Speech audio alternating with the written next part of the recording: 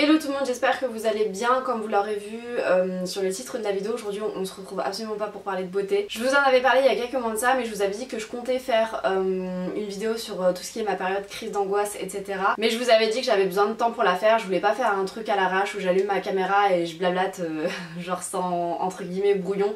Je voulais vraiment poser des idées sur un papier pour être sûre de rien oublier. Et là j'ai eu l'idée d'en reparler parce que tout simplement dans quelques jours je reprends les cours et c'est un peu ce qui a déclenché cette vague de crise d'angoisse, donc je me suis dit que j'allais en profiter pour vous en parler. Il va y avoir entre guillemets deux parties dans cette vidéo. La première partie ça va être un peu tout ce qui est qu'est-ce qui fait que je fais des crises d'angoisse, etc. Et on va dire que la deuxième partie ça a été la partie résolution entre guillemets du problème, même si le problème est jamais totalement résolu. Mais voilà les différentes alternatives que j'ai pu tester, surtout que moi j'ai essayé de chercher des médecines alternatives, des remèdes naturels, j'ai pas voulu passer par tout ce qui était médication. Et voilà, on va commencer sans plus attendre. Alors comment ça a commencé tout ce qui est ces histoires de crise d'angoisse et tout. Faut savoir que depuis toute jeune, je suis une personne très angoissée, très anxieuse, une vraie boule de nerfs, et c'est comme ça pour toute ma famille. Donc voilà, le stress ça a toujours fait partie intégrante de ma vie de tous les jours, et je dirais que ça a commencé un peu à dériver en anxiété vraiment prononcée à partir de la fin des années lycée en fait. Voilà, on va dire que c'est là où j'ai commencé à remarquer que mon stress se transformait vraiment en symptômes physiques, et c'était des trucs mais vraiment tout bêtes. On va dire que si j'étais dans une situation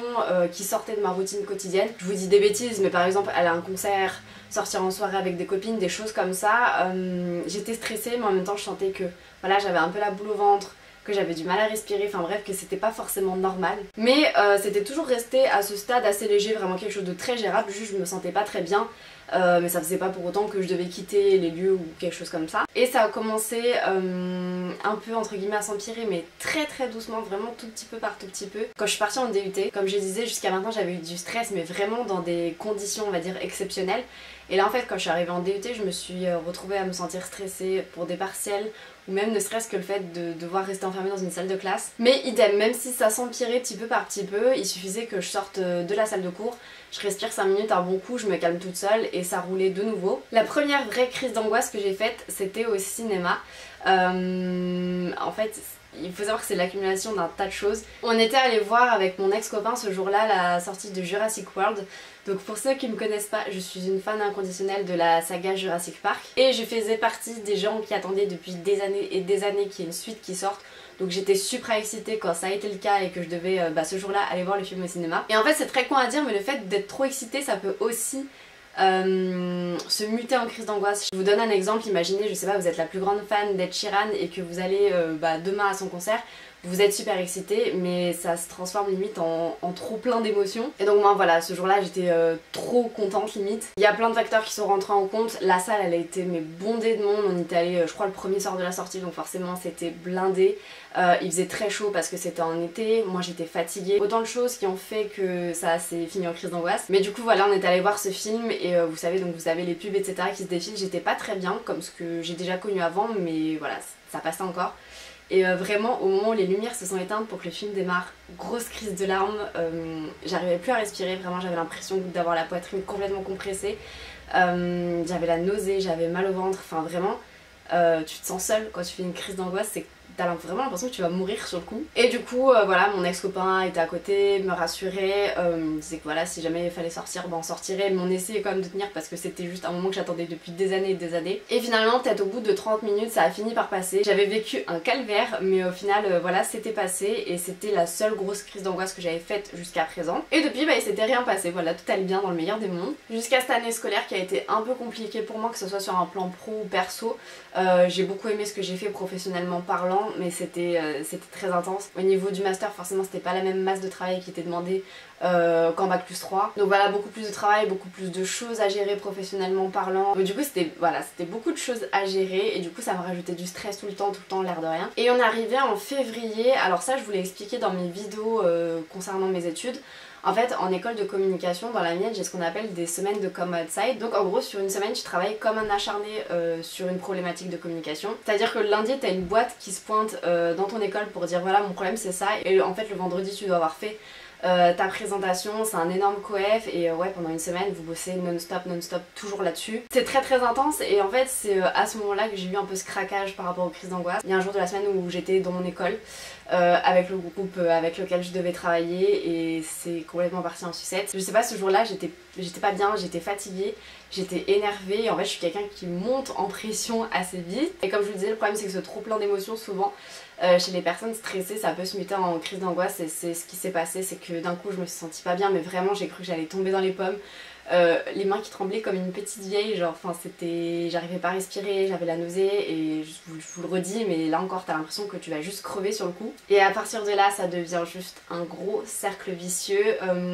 Pour en avoir parlé avec plusieurs professionnels, c'est vrai qu'en fait à partir du moment où tu as déjà fait des crises d'angoisse, alors peut-être pas forcément qu'une mais que t'en as fait déjà 2-3 et que tu connais la sensation juste horrible que c'est, t'en viens à faire des crises d'angoisse par peur de faire des crises d'angoisse, c'est assez dingue. Mais c'est à dire que tu te lèves le matin, tu sais que tu vas être dans une situation stressante dans la journée et tu te dis putain je vais finir par faire une crise d'angoisse et du coup tu stresses et du coup tu finis effectivement par faire une crise d'angoisse. Et moi ça m'est arrivé un paquet de fois et le problème c'est que à force d'en faire, vous vous enfermez là-dedans et vous en faites tout le temps pour tout et pour rien. C'est-à-dire que moi ça a commencé en cours, le fait juste de devoir rester les fesses assises sur une chaise toute la journée.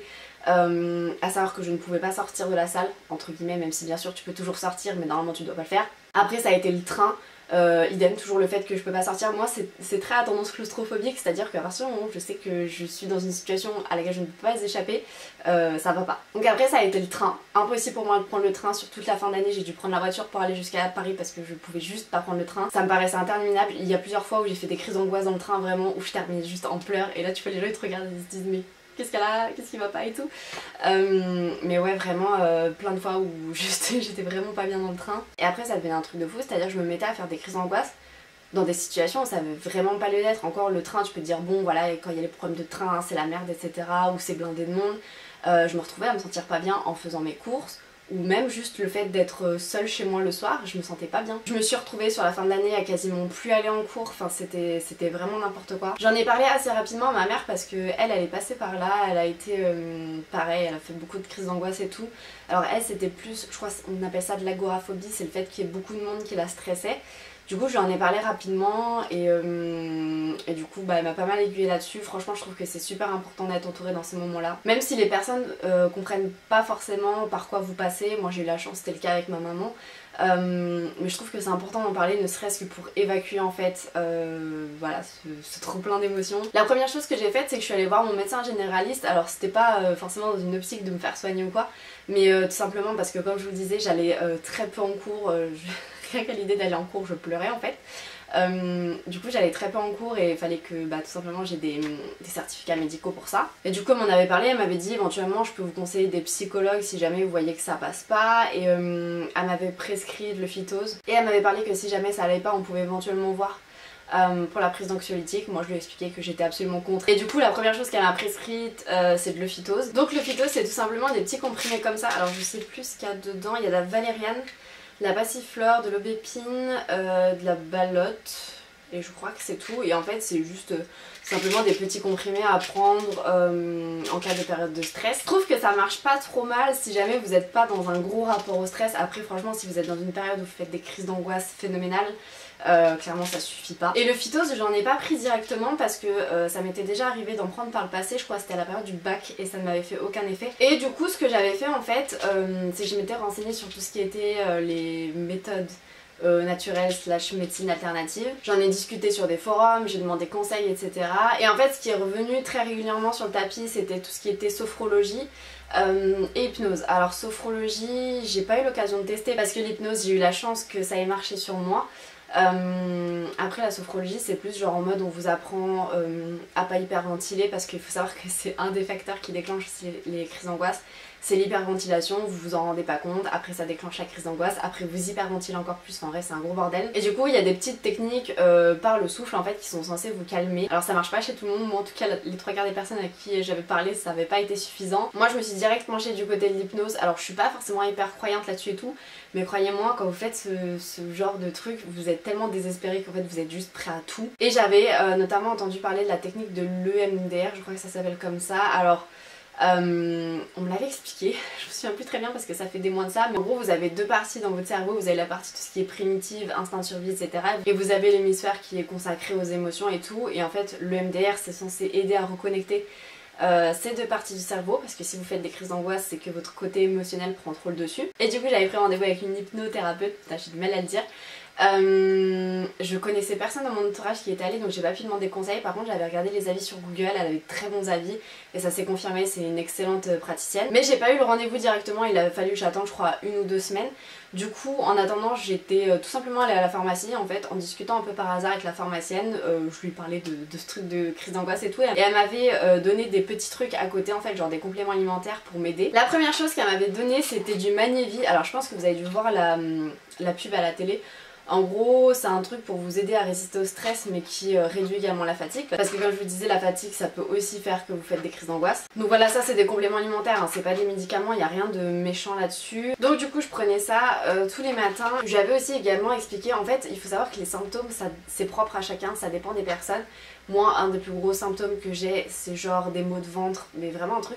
Tu sais que c'est pas que t'as mal au ventre parce que t'as trop mangé, des trucs comme ça, c'est vraiment le mal de ventre de genre tu stresses. Et du coup je lui avais expliqué ça, elle m'avait donné ça comme complément alimentaire, c'est de la mélisse, en fait il y a marqué que c'est pour les douleurs abdominales liées à la nervosité. Donc ça pareil, ça aidait pas mal, c'était à prendre à chaque repas je crois. Et la dernière chose qu'on m'avait prescrit, alors par contre c'était pas ça, mais c'était en gros un truc pour dormir, pour se détendre. Parce que les soirs où le lendemain j'avais cours, je ne dormais juste pas de la nuit, j'étais genre en stress total. Et on m'avait donné un autre truc, je me souviens plus du nom, mais ça marchait pas trop bien sur moi, il y avait un complexe de lavande et tout pour détendre. Et là c'est les Nova Nuit, pareil, il y a de la pub en ce moment qui passe à la télé là-dessus, et franchement bah ça marche plutôt pas mal. Et donc voilà, il y a de la passiflore, il y a de la mélatonine, il y a du pavot, il y a des feuilles de mélisse, enfin, on retrouve en général le même type de truc dans chaque complément alimentaire. Il y a juste ça aussi que je voulais vous montrer, c'est les fleurs de bac, j'en prenais en fait avant ma période crise d'angoisse, voilà, quand j'étais juste vraiment un petit peu stressée. C'est ce que je vous disais avant, j'ai toujours été du genre stressée, mais c'était beaucoup plus léger que ça. Et quand je sentais que j'étais un peu stressée, je prenais ça, donc c'est les sprays Rescue, c'est un truc tout fait. Après vous pouvez faire votre propre mélange de fleurs de bac, mais il y a la marque Rescue qui fait des sprays tout près, donc voilà, c'est un spray à vaporiser dans la bouche.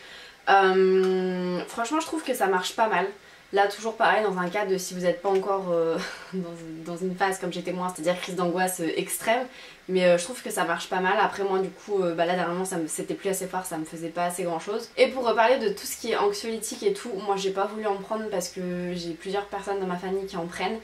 Je sais que voilà, c'est pas forcément quelque chose de méchant, mais ça rend très accro. Si vous vous habituez à en prendre en fait, vous allez toujours avoir recours à ça. Et j'ai lu un livre en fait qui disait que voilà, vraiment c'était limite comme de la drogue en fait. Il faut une période de sevrage, c'est très compliqué, c'est très long, donc vaut mieux pas être accro. Et effectivement quand je n'ai parlé à mon hypno, elle m'a confirmé le truc. Idem quand j'en parlais à la pharmacienne, elle me disait moi je suis absolument contre parce qu'une fois que t'es dedans on t'en sort jamais. Donc ça on va dire que c'est pour tout ce qui est la partie médication.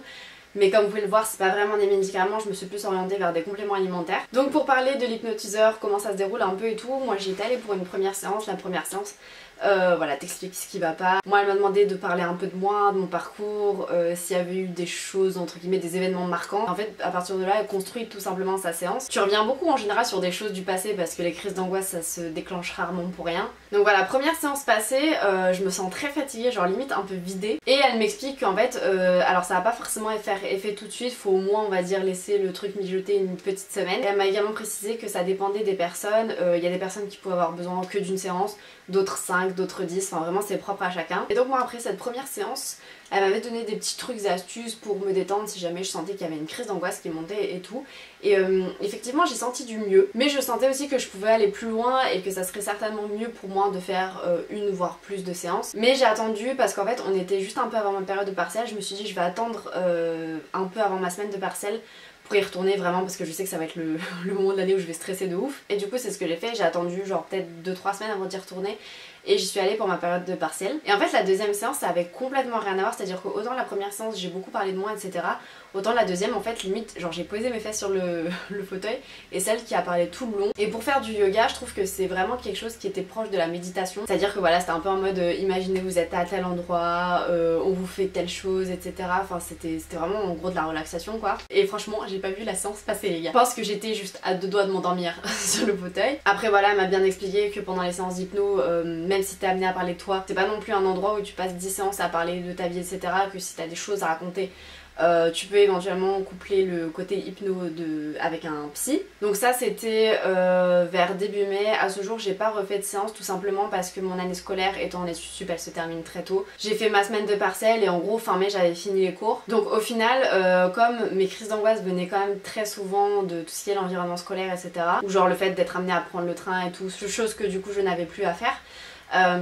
Du coup en fait j'ai pas eu la nécessité pendant les vacances en fait de me dire ok je vais retourner voir l'hypno. Après peut-être que là en redémarrant les cours ça va être le cas, je ne sais pas. Allez, je me rends compte que j'ai complètement zappé de vous parler des huiles essentielles.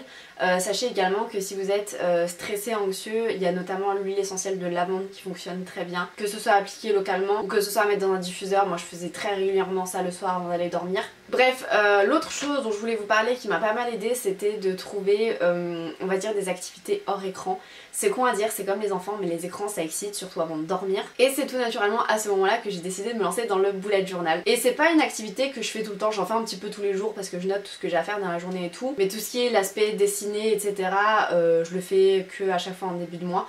Mais je trouve que c'est un petit moment à moi que j'aime bien me prendre. Ça me permet de déconnecter complètement.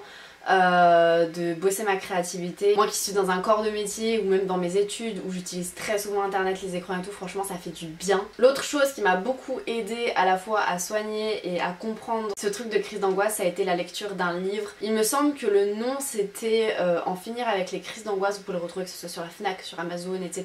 Il est aussi bien en format numérique qu'en format papier. D'ailleurs je trouve le prix limite complètement dérisoire par rapport à la mine d'informations que c'est. Franchement si vous faites des crises d'angoisse n'hésitez vraiment pas à l'acheter, j'ai trouvé que c'était génial. Il me semble que l'auteur c'est Shirley Trickett, quelque chose comme ça, de toute façon je vous mettrai le nom en barre d'infos. Et en fait je sais plus son métier mais en gros c'est un médecin. En fait dans son livre elle déroule à la fois tout ce qui est les aspects physiques des crises d'angoisse, aussi sur tout ce qui est le mental, comment essayer d'y remédier. Et c'est une mine d'informations et moi qui aime pas trop les livres on va dire avec un aspect un petit peu scientifique parce que souvent c'est un langage très lourd, pas agréable à lire et tout, c'est super accessible et j'ai appris mais tellement de trucs en lisant ce livre. Déjà vous comprenez vite que les crises d'angoisse ça peut être lié à plein de phénomènes de la vie de tous les jours. Par exemple quand vous êtes une personne angoissée vous vous en rendez pas compte mais souvent vous êtes physiquement hyper contracté, notamment au niveau du haut du corps. Même on a tendance à faire du bruxisme, je sais pas si vous savez ce que c'est mais en gros le bruxisme c'est souvent la nuit, c'est quand t'as tendance à serrer trop ta mâchoire et en fait quand t'es du genre stressé tu te rends pas compte mais t'es tout le temps crispé en fait. Mais en fait elle explique que même si ça va pas être le facteur déclenchant de la crise d'angoisse, ça peut en être un indirectement parce que l'air de rien ton corps il est tout le temps crispé, il a pas assez d'oxygène donc t'hyperventiles, enfin c'est tout un processus. Il y avait aussi par exemple l'exemple du taux de sucre dans le sang. Elle explique que le taux de sucre dans le sang en fait si jamais ça fait du yo-yo ça peut provoquer des crises d'angoisse et moi je l'ai remarqué plein de fois. C'est à dire que j'ai remarqué que ça m'arrivait de faire des crises d'angoisse après m'être tapé genre un goûter genre ultra sucré sa mère. Enfin bref il y a vraiment plein de trucs juste génialissimes dans ce livre et c'est vraiment une lecture que je vous recommande à 300%. Et enfin la dernière chose dont je vais vous parler dans cette vidéo et j'espère ne rien avoir oublié, c'est tout ce qui est le yoga. Alors le yoga, je sais il y en a qui vont me dire et on me l'a déjà dit plein de fois genre ouais mais moi je suis trop stressée, ça va pas fonctionner, ça sur moi etc. Et j'ai été à votre place en fait, c'est à dire que moi avant d'être ultra adepte du yoga c'était pareil, je me dis vas-y ça va rien me faire. J'ai fait une première séance mais j'étais détendue mais comme pas permis. Et voilà, je vous dis pas forcément de faire du yoga genre 4 fois dans la semaine et d'être hyper régulier etc. Mais je pense que si vous êtes du genre à faire des crises d'angoisse c'est une très bonne chose de prendre du temps pour soi, de déconnecter, de faire à la fois une activité qui est physique mais qui est aussi très mentale. Donc voilà tout le monde, j'espère que la vidéo aura pas été trop longue et que malgré tout le sujet aura pu aider certaines personnes parce que c'est vraiment le but de cette vidéo. Je sais que ça va pas intéresser tout le monde mais je sais que les personnes angoissées vont probablement se jeter sur la vidéo. En tout cas si jamais vous avez envie d'en parler dans les commentaires n'hésitez pas et je vous fais plein de bisous jusqu'à une prochaine vidéo.